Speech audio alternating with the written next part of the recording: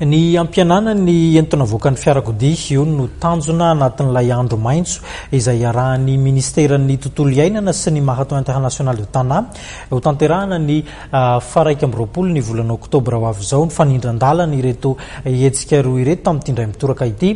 Isa-taona ihany koa dia misy ny hetsika ary manana ny mampiavaka azy ny andihany amin'ity taona 2024 ity dia ny fanatsarana trany ny zava-misy.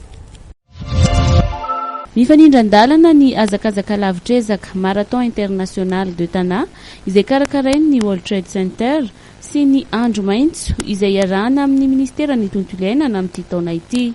Samin'ny alahady 20 ny volana oktobra no anatontosaina ireo hetsika roa ireo.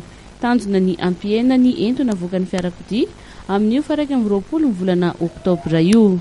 Ampienana le entona avy amin'ny setroka avy amin'ny fiara dia mba samy mandray anjara tsika dia tsika rehetrarehetra zany mba manadio ilay atmosfera iainantsika tsirairay dia tsika ihany sy ny taranakitsika ireo taranakitsika rehetra no mahazo an'ilay tombontsoany izay ataotsika amin'io 20 oktobra io. Zany hoe izaho no tsy ampiasa fiara no anadio an'ilay ampiena an'ilay entona carbone na ny entona gaz à effet de serre rehetra izay mandota an'ilay atmosfera tsika. Ny taona 17 sy 20 natratra 20 ny mpandray anjara tamin'ny Marathon De Tana.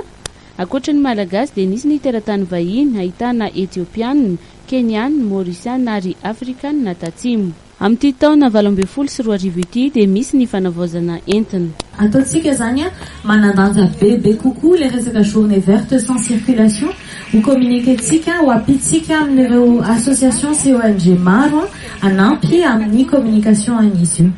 Fa izany no hetsika efa vita hatreto.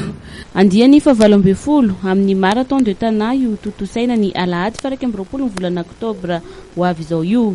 Ny 20 ny volana oktobra izao izay nodidin'ny gouvernement ho andro maintso eto Antananarivo.